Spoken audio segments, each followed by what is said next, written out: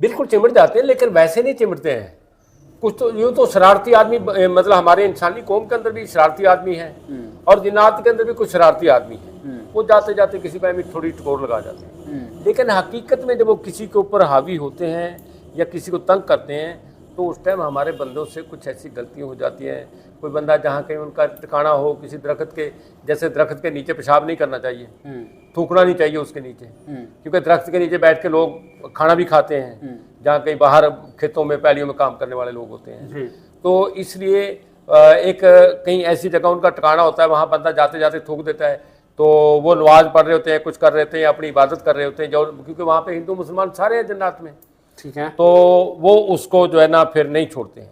या कई बार ऐसा होता है कि कहीं जन्नत के बच्चे हैं, वैसे ही बंदा बेसाख्ता रोड़ियाँ जैसे लोग मारते हैं ना अपना, ऊपर कहीं ऊंची जगह पे खड़े और नीचे पत्थर फेंकते हैं, तो ऐसी जगह पे अगर कहीं उनके जन्नत के बच्चे को कोई चोट लग जाती है तो फिर जन्नत उस बंदे को सही ठिकाने तक उसका पीछा करते हैं। अच्छा।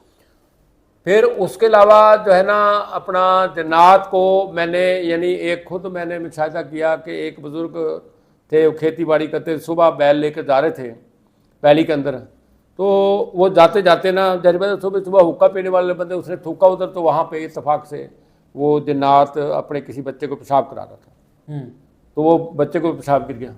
उसकी वजह से वो जनाब बाबा जी को वहीं से ही जो है ना जो उन्होंने चटके देने शुरू कर दिए, और पहले से गया जाके उन्हें बैलों को हल में जोड़ के तो खड़ा कर दिया, लेकिन चला नहीं सका।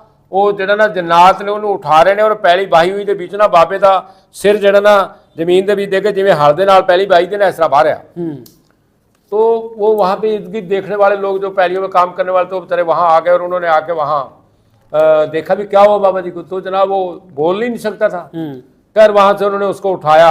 अब जब बंदा उठाता है ना तो फिर उस टाइम वो उसको कोई दूसरे बंदे को कुछ नहीं कहते हैं, वो अपने मुखालिफ बंदे के साथ ही बात करते हैं जनाब। ये नहीं है कि जो उसको उठाने वाले बंदे उनको वो चिमट जाएगा। तो वो उसको वहाँ से उठा के ले गए, उनको बैलों को भी घर पे लेके आए, मौलवी साहब के पास लाए। मौलवी साहब ने खैर उस बंदे को जो है ना जो भी देखा था उसने पूछा, हाजिर किया। उसने कहा जी ऐसे ऐसे मैं अपने बच्चे को पेशाब करा रहा था और इसने बाबे ने वहाँ मेरे बच्चे के ऊपर थूक दिया, तो जाहिर बात है मेरे को इस बात की बड़ी तकलीफ हुई है। तो तुम यानी मिट्टी के बने हुए लोग, हम आतिश के बने हुए लोगों के ऊपर मतलब ऐसे थूक के जाते हो। तो उस फिर मौलवी साहब ने उसे कहा भी देखो इसको कौन सा पता है, ये यार इनको तो आपको तो दुनिया नजर आती है, इनको तो सारी चीज़ ना नजर आती है, अब ऐसे इसकी माफ़ी भी तो हो जाती है। उसने कहा ऐसे वहाँ फला जगह पे फला कब्र के ऊपर जो है ना ये ऐसे नीली चादर इतने गज की चढ़ाएं और वहाँ पे जानवाज लोटा और ये चीज़ें दें, फिर मैं इसको माफ़ कर सकता हूँ, वरना मैं इसको माफ़ नहीं करूँगा।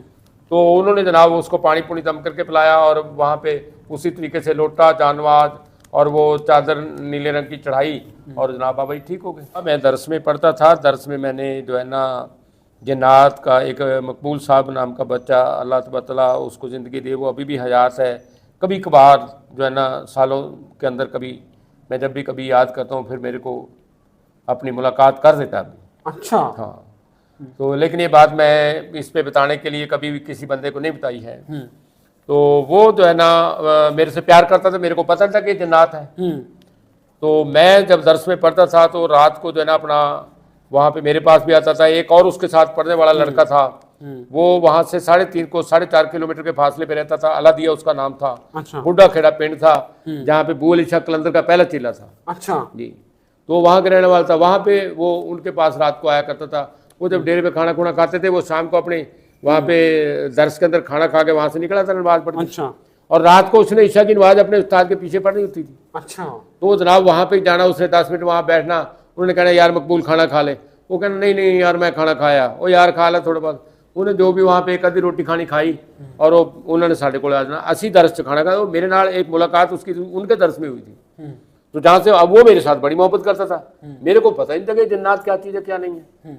तो वो जनाब वहाँ पे रात को अलादिये के पास से हमारे पास आ जाया करें और वहाँ पे आके जनाब मैं भी उसे कहना, हम लोग उस्ताद सारे बैठ के खाना खाते थे, भाई आज अपना यार आज खाना खा ले यार मकबूल। नहीं तुझे कहो यार मतलब कि अपना जड़ा ना मैं खा गया यार, वो चल यार थोड़ा बड़ा चख ले यार। उसने भी जो 2-4 रोटियाँ हमारे साथ खानी बड़े प्यार के साथ। तो वो अपना खा के और उसने, मैं समझा कि शायद ये तांगे तुंगे पे जाता को वहाँ इतनी दूर, मेरे को नहीं पता है पैदल ही चला जाता है। तो वो जनाब अपना ना उन्होंने खा के, मैं उसको बाहर जब दर्स से बाहर जाके उसको खुदा भी करने के लिए जाना, तो उन्होंने कहा नहीं आप बस चले चले, बस मैं निकल जाता हूँ, मैं तो आगे बैठ के निकल जाता हूँ।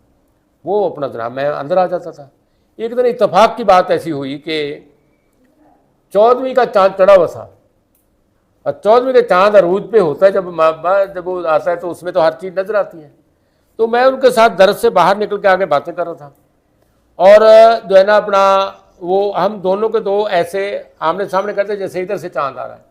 तो जब इधर से चांद को चढ़ा है तो हमारी दोनों की परछाई हमारे इस राइट साइड पे थी, मेरे राइट साइड पे और उसके खब्बी साइड पे।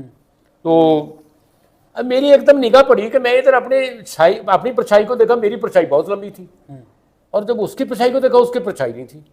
तो मैं एकदम परेशान हो गया। ये मैंने सुना हुआ था कि जिन्नात की परछाई नहीं होती है। मैं एकदम परेशान हो गया, और वो भी समझ गया। तो उसने एकदम जो ना अपना मेरा मुंह चांद की तरफ कर दिया, ऐसे यानी जैसे मिलके यार ऐसे यार छोड़। तो उसने मेरा मुंह चांद की तरफ कर दिया और अपनी पीठ उधर चांद की तरफ कर दी। अब मेरे को पीछे ना उसकी परछाई का पता ना अपनी का पता, हम दोनों को आमने सामने खड़े हैं। लेकिन मैं घबरा गया। तो मेरे को कहने लगा अच्छा ठीक है यार, अब ठीक आप चले, लेकिन अल्लाह का नाम ना। उसने मेरे को ऐसे बराबर में आप उधर चांद की तरफ हो गए ताकि मेरी परछाई नजर आती रहे, तो पता चला भी दोनों की इकट्ठी है। तो वो निकला और जनाब मैं अंदर आ गया। जैसे ही बेटा जी अपना ना मैं दर्स के अंदर आया हूँ ना, मेरे को बुखार चढ़ गया उसी टाइम रात को। अच्छा, मैं इतना खौफजदा हो गया, और जनाब बुखार चढ़ा, और मैं तो उसी टाइम जनाब अपना ना अंदर आके फिर ईशा की नमाज भी नहीं पढ़ सका, लेट गया। बड़ा यानी कपकपी चढ़ गई। मैं उस्ताद मोहतरम को भी नहीं कहा, किसी को भी नहीं कहा है। तो जनाब सुबह के टाइम ना मैं उठा, जो है मेरे को बुखार बहुत ज़्यादा होया। मैं उठ के पेशाब किया, पेशाब करके वजू करके मैं नमाज़ पढ़ने के लिए गया। नमाज़ पढ़ के मैं अपने उस्ताद मोहतरम को कहा, उस्ताद जी मैं आपको आज सबक अभी याद नहीं कर सकूँगा, मेरे को बुखार है रात से, और मैं लेटूंगा थोड़ी देर। फिर उठ के जैसे जरा मेरी तबीयत ठीक हुई ना, मैं फिर इंशाल्लाह आपको सबको याद करके सुनाऊँगा। अच्छा। तो उन्होंने कहा चलो ठीक है। तो मैं आके जब दोबारा लेटा हूँ ना, तो उस टाइम फिर मेरे को ख्वाब में आया आगे, जैसे मेरे को कहता है यार कमाल है, मैं तो तुम्हारे से प्यार करता हूँ यार, तुम यार वैसे ही खाम का यार डर गए हो। मैं यार कोई ऐसा बुरा बंदा नहीं हूँ, ठीक है मैं जन्नात हूँ, लेकिन मतलब मैं किसी को ऐसे तंग नहीं करता हूँ, मैं जिससे प्यार करता हूँ मैं उससे प्यार करता हूँ। अच्छा। तो आप वैसे ही खाम का परेशान हो गए। बस जैसे वो मेरी आँख लगी थी और उसने आँख लगने में मेरे को ये कहा कि मैं आपसे प्यार करता हूँ और आपको परेशानी होने की ज़रूरत है। यार मैं तो आपको मिलने के लिए आता हूँ यार, तो आपकी वजह से मैं इतना टाइम लगाता हूँ वहाँ पे। तो वो जनाब अपना ना मैं उसी टाइम मेरी आँख खुल गई और मैं उठ गया और मेरा बुखार भी उतर गया। मैं उसी टाइम फिर जनाब सब याद किया और सब याद करके अपने उस्ताद मोहतरम को सुनाया। वो 3-4 दिन नहीं आया फिर वहाँ दर्स में हमारे पास, और मैं 3-4 दिन रात को रोज़ाना याद करता था। फिर वो जनाब अपना आया कि यार वैसे तो आप याद करते हो यार, मेरे आने से यार वहाँ आप परेशान हो गए हो।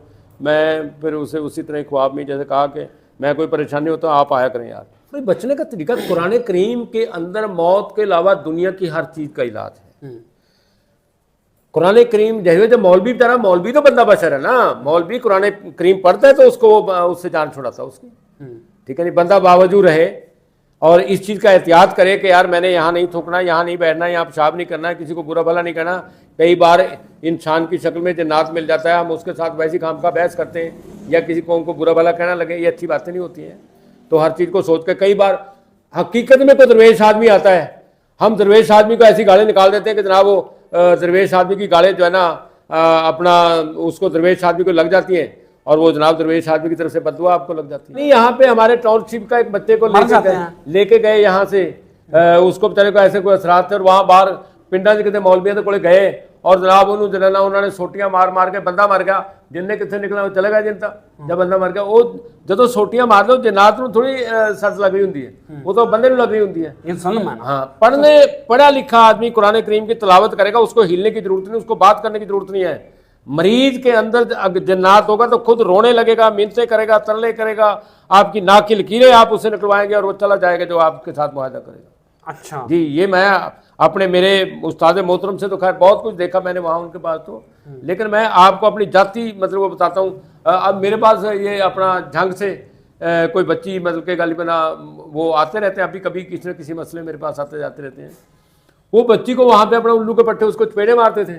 अच्छा। और जो है ना अपना बुरा भला कहते थे, जाना नहीं जाना तनवंत करता। वो बच्ची मेरे को काम कराने वास्ते इतों मालटाउन तो किसी ने भेजा, वो मालटाउन किसी को काम करता उन्होंने फैमिली तो मैं उन्होंने जो दम कर तो बच्ची मैंने कहती तुम मारते तो है कि नहीं मैनू, मारन का की मतलब कि वो साढ़े तो उसे जो दम करते हो तो चपेड़ा मारते हैं। मैं कहा बेवकूफ आदमी ने, मैं कहा बेटा तुम ऐसे बंदे को जाके चपेड़ा खाते हो।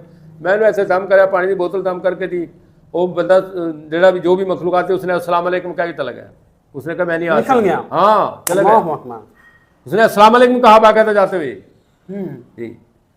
और वो अभी यहाँ मौजूद है, मैं आपको मिला देता हूँ, जब कहो मैं मिला दूंगा मालूम। ठीक है जी बात जी। और कई ऐसे यहाँ टाउनशिप से बहुत ही किसी की उसके ऊपर कुछ ऐसे मसले मसाइल थे, वो मेरे पास आई, मैं उसको दम किया, अल्लाह का शुक्र है वो ठीक हो गई। एक और पहलवान था लड़का माशाल्लाह, जो है ना मुसलमान था, गुजर बरादरी का था। वो अपने एक शागिर्द के साथ ना बाहर जैसे पैड़ियों के अंदर जो बाही पैड़ी होती साफ सुथरी, वहाँ पे कुश्ती यानी अपनी ਉਹਨੂੰ ਜਿਵੇਂ ਕਹਿੰਦੇ ना प्रैक्टिस, ਉਹ ਕੁਸ਼ਤੀ ਲੜਦਾ ਸੀਗਾ ਉਹਦੇ ਨਾਲ। तो एक दिन ਉਹ ਮੁੰਡਾ ਉਹਨੂੰ ਕਹਿ ਕੇ ਗਿਆ ਕਿ ਜਨਾਬ ਮੈਂ ਜਿਹੜਾ ਨਾ ਜਾ ਰਿਹਾ ਕਿਤੇ ਆਪਣਾ ਸ਼ਾਦੀ 'ਚ, ਮੈਂ ਕੱਲ ਨਹੀਂ ਮਤਲਬ ਆਵਾਂਗਾ। ਤੇ ਉਹ ਜਿਹੜਾ ਨਾ ਰਾਤ ਨੂੰ ਈਸ਼ਾ ਦੀ ਨਮਾਜ਼ ਪੜ੍ਹ ਕੇ ਪਹਿਲਵਾਨ ਆ ਕੇ ਸੋ ਗਿਆ। ਤੇ ਉਹਨੇ ਆ ਕੇ ਉਹਨੂੰ ਉਸੇ ਬੰਦੇ ਦੀ ਸ਼ਕਲ, ਜਿਹੜਾ ਉਹਦਾ ਸ਼ਗੀਰ ਸੀ ਨਾ, ਉਸੇ ਦੀ ਸ਼ਕਲ 'ਚ ਆ ਕੇ ਉਹਨੂੰ ਉਠਾਇਆ ਕਿ ਉੱਠ ਯਾਰ ਚਲੀਏ। ਉਹਨੇ ਕਿਹਾ ਤੂੰ ਤਾਂ ਕਹਿ ਸੀਗਾ ਮੈਂ ਉੱਥੇ ਜਾਣਾ ਹੈ। ਉਹਨੇ ਕਿਹਾ ਬਸ ਮੈਂ ਆ ਗਿਆ। ਉਹਨੂੰ ਉਠਾ ਕੇ ਲੈ ਗਿਆ ਉਹੀ ਜਿੱਥੇ ਰੋਜ਼ਾਨਾ ਉਹ ਕੁਸ਼ਤੀਆਂ ਲੜਦੇ ਸੀਗੇ। ਤੇ ਉਹ ਜਨਾਬ ਉੱਥੇ ਲੈ ਗਿਆ, ਵਿੱਚ ਜਾ ਕੇ ਉਹਨਾਂ ਨੂੰ ਕਹਿੰਦਾ ਮੈਨੂੰ, यानी ਉਹਨੇ ਮੈਨੂੰ खुद अपनी ਉਹਦੇ ਨਾਲ ਦੱਸਿਆ, मेरा बड़ा अच्छा मोहतरम सीगा, अच्छा मेरे पास किसी काम के लिए आया था कभी। तो वो जब वहाँ पे अपना लैके गया ना, कहता मैनू उस तक का तो पता ਜਦੋਂ ਉਸ ਪੈਲੀ 'ਚ ਗਏ ਆ, लेकिन कहता उस तो बाद ਉਹਨੇ ਮੈਨੂੰ ਜਦੋਂ ਦੋ ਇੱਕ ਹੱਥ ਅਸੀਂ ਲਾਏ ਨਾ, ਕਹਿੰਦਾ ਉਦੋਂ ਮੈਨੂੰ ਮਹਿਸੂਸ ਹੋ ਗਿਆ ਕਿ ਯਾਰ ਇਹ ਅੱਜ ਇਹਦੇ 'ਚ ਐਡਾ ਕਰੰਟ ਕਿੱਥੋਂ ਆ ਗਿਆ। ਇਹ ਤਾਂ ਮੇਰਾ ਸ਼ਾਗਿਰਦ ਹੈ, ਵੈਸੇ ਤਕੜਾ ਹੈ, ਮੁਕਾਬਲੇ ਦੀ ਕੁਸ਼ਤੀ ਕਰਦਾ ਹੈ, लेकिन यार ये अज तो ये करार है। कहना मैनू उदों तक का पता, उस तो बाद मैनू नहीं पता उन्हें मेरे नाल की करिया। कहना वो सारी रात मैनू उत्थे पैली दे विच इंज सिर दे के थले घुमांदा रहा ते जदों मैं बेहोश हो गया छड्ड के चले गया। कहना सुबह जदों पिंड दे बंदे गए दिन चढ़िया उधर पैली तो निकले तो उन्होंने देखा है बंदा कौन पिया, वो देखा फलाना पहलवान पिया। वो जनाब उन्होंने उत्थों उन्होंने उठाया, बेहोश पिया, उन्होंने आया तो आया, वह मूँह दे नक च मिट्टी मुट्टी, मूँह तो मिट्टी कड्डी सारी। तो जनाब मौलवी ने बुलाया, मौलवी ने दमशम कराया, तो फिर वो ठीक होया, 15 दिन ठीक होया, लेकिन उस तो बाद कुश्ती लड़ने के काबिल नहीं रहा।